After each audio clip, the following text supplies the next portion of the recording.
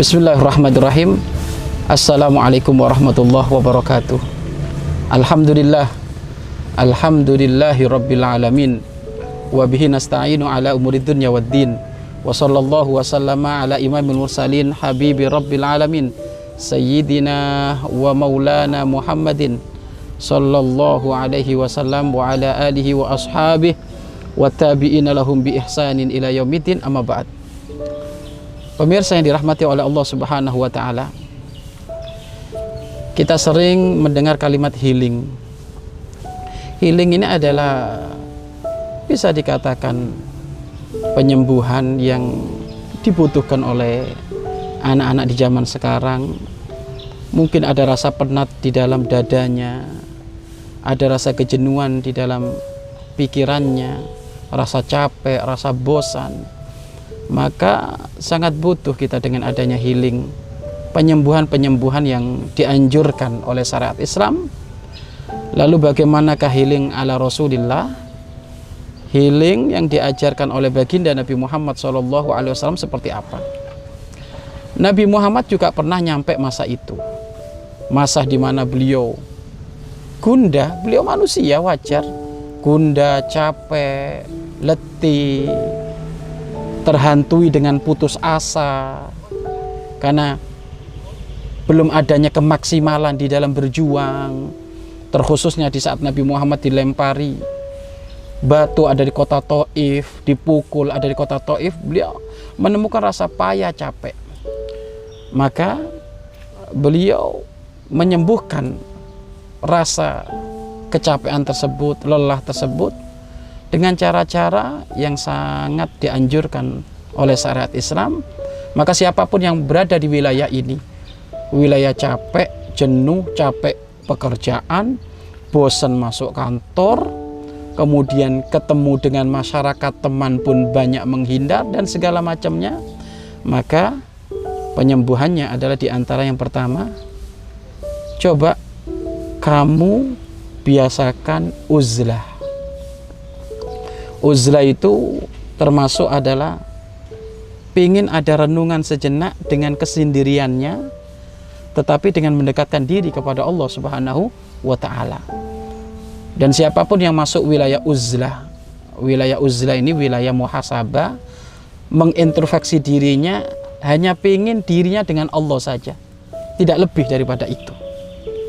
Dan inilah yang dilakukan oleh baginda agung Nabi Muhammad SAW, sehingga beliau berlama-lama ada di Gua Hiro, berlama-lama ada di Gua Sur. Itu tiada lain kecuali beliau ingin mengevaluasi diri beliau untuk semakin menata bagaimana perjuangan, bagaimana masa depan beliau, bagaimana hal-hal yang harus ditargetkan di masa-masa yang akan datang.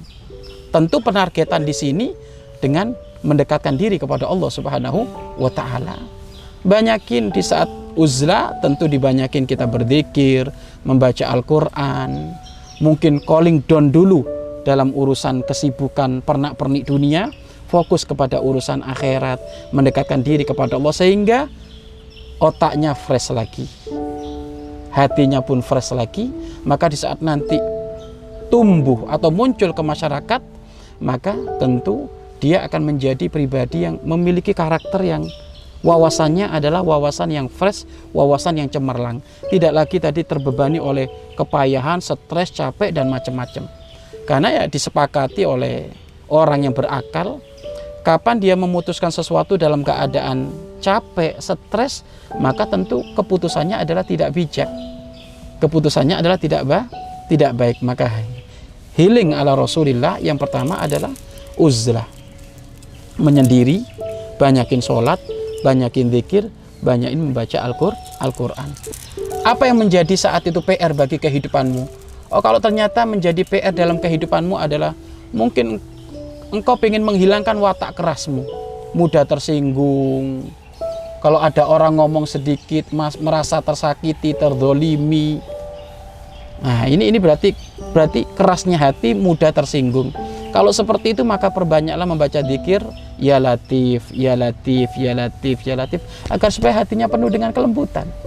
Kalau memang ternyata PR yang selalu dirasa di dalam benaknya, merasa kurang, merasa kurang. Padahal harta melimpah ruah senantiasa diberikan kepada dia, tapi dia nggak bisa bersyukur kepada Allah. Maka tentu kalau seperti itu, maka dia banyak-banyak berzikir kepada Allah dengan urusan bersyukur. Ya syakur, ya syakur, ya syakur. Terus seperti itu. Atau kalau memang ternyata dia termasuk orang yang temperamen, alias orang yang mudah marah, mudah emosi, ya kan? Mudah marah, mudah emosi dan yang lainnya.